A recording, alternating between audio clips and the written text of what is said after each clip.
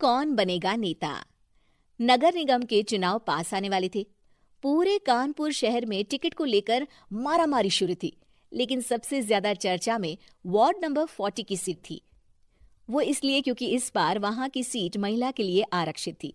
अब सवाल ये था कि चुनाव लड़ेगा कौन। इससे पहले ठाकुर साहब वहां से पार्षद थे और इस बार उन्होंने अपनी पत्नी सीमा ठाकुर को टिकट दिलवाई और ठाकुर साहब की शान के कारण सीमा जी ने 20,000 वोटों से चुनाव जीत लिया। अरे बधाई हो सीमा भाभी, अब तो आप वार्ड की पार्षद बन गई हैं। अब तो हमारे काम आप ही करवाएंगी। अरे ये तो सिर्फ नाम की पार्षद बनी है, वो तो महिला सीट आ गई, वरना पार्षद तो मुझे ही बनना था। अब भले ही चेहरा इसका होगा, लेकिन पावर तो मेरी ही होगी। अरे वाह भाई साहब, क्या दिमाग लगाया है आपने भी। आइए आप लोग, खाना लगा दिया है सबके लिए। सीमा जी पार्षद बन चुकी थीं, फिर भी उनकी एक ना चलती। सारे काम ठाकुर साहब खुद ही संभाल लेते और जहां जरूरत पड़ती वहां सीमा जी का अंगूठा लगवा लेते। सीमा जी ज्यादा पढ़ी लिखी भी नहीं थी। एक दिन ठाकुर साहब और सीमा एक प्रोग्राम में जाते हैं। अरे ठाकुर साहब, आप आ गए। ओहो, पार्षद मैडम भी आ गई हैं। स्वागत है आप दोनों का। लगता है हमारे पार्षद फंड का सही इस्तेमाल हो रहा है। चलिए अब उद्घाटन करते हैं। ये लीजिए ठाकुर साहब कैची, आप ही सबसे पहले प्रवेश कीजिए। सब लोग आगे निकल जाते हैं और सीमा जी पार्षद होने के बावजूद भी पीछे खड़ी रह जाती हैं।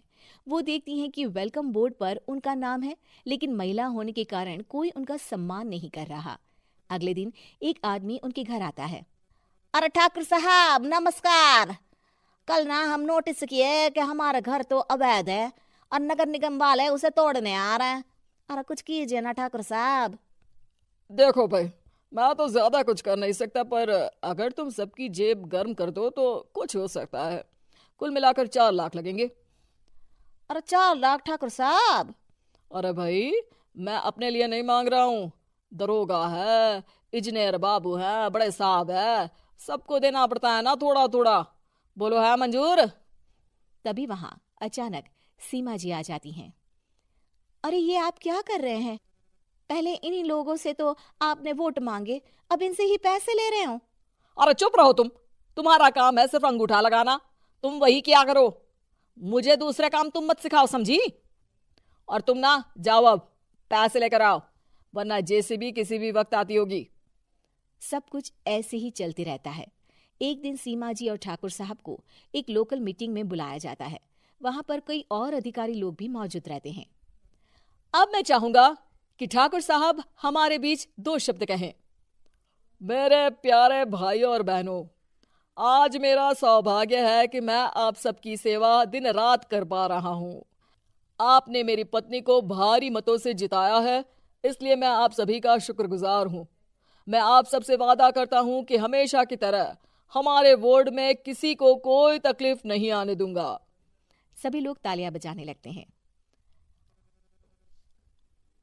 अब मैं माननीय पार्षद मैडम को स्टेज पे बुलाना चाहूंगा।